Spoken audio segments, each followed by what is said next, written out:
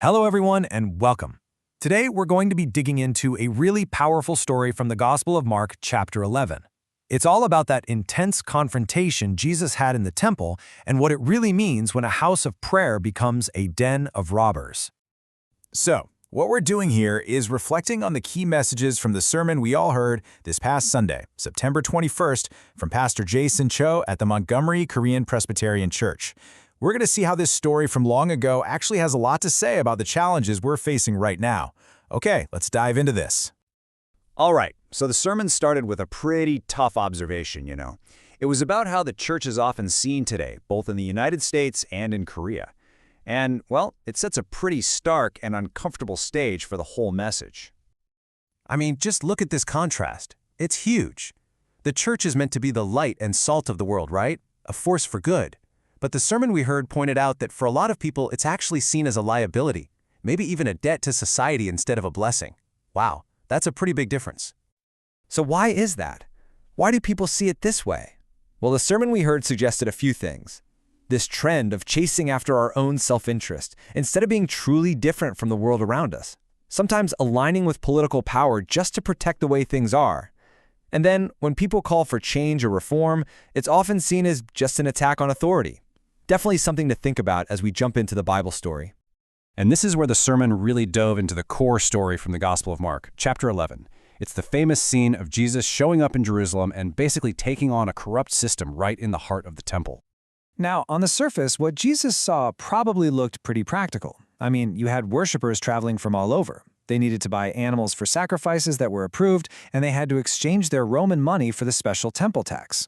In theory, this whole marketplace was supposed to be a helpful service. But, what was really going on underneath was something else entirely. The sermon we heard explained that this system had become totally corrupt. The priests and the merchants had teamed up, creating this powerful alliance that was making them a ton of money by exploiting the very people who came to worship. And this is the moment Jesus just unleashes this incredible rebuke. He's actually quoting the prophet Isaiah right here in the Gospel of Mark, chapter 11, verse 17. He lays out the temple's real purpose, a house of prayer for everyone, and contrasts it with what they'd turned it into. It was no longer a sacred space, it had become a hideout for thieves. And you can bet the reaction was fast and furious. By flipping over their tables, Jesus wasn't just disrupting business, he was threatening their wallets and their power. He was so popular with the people that the leaders got scared, and they immediately started plotting to get rid of him for good. But the story doesn't stop there. The next day, the temple leaders, we're talking the chief priests, the scribes, the elders, the whole crew, they decide to confront Jesus head-on, right there in the temple courts.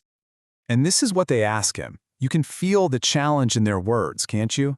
It's all about power. They're not asking if what he did was the right thing to do. They're asking, who do you think you are to come in here and do this? Who gave you the permission? Now Jesus, he sees right through them. He knows it's a trap. So instead of just listing his credentials, he completely flips the script on them with a question of his own, one that's designed to show what they're really all about. He asked them about John the Baptist. Now, John was super popular with the ordinary people, but a real problem for the establishment. So Jesus asks, John's baptism, was it from God, or was it just something he made up? You tell me. With this one question, Jesus puts them in a total bind. And this is where it gets really interesting, because we get a peek inside the leaders' heads. They're not trying to figure out the truth here. No way. This is a cold political calculation. It's all about how to protect themselves and their power. Okay, so you can see their thinking laid out right here. It's a lose-lose for them. If they say John's authority came from God, Jesus is going to hit them with, so why didn't you believe him? But if they say John was just a regular guy, they're afraid the crowds will riot because everyone believed John was a prophet. See, their main concern wasn't truth. It was public relations. So, what's their brilliant answer after all that calculation? We don't know.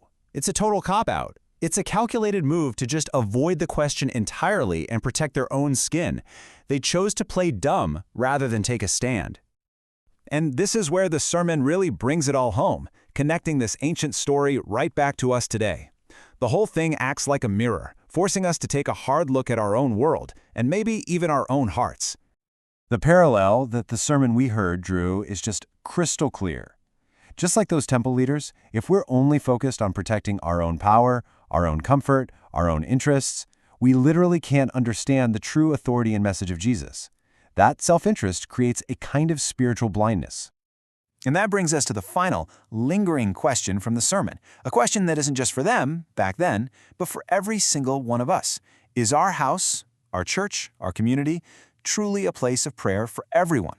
Or have we, maybe without even realizing it, turned it into a den that just serves our own interests? That's definitely something we're thinking about.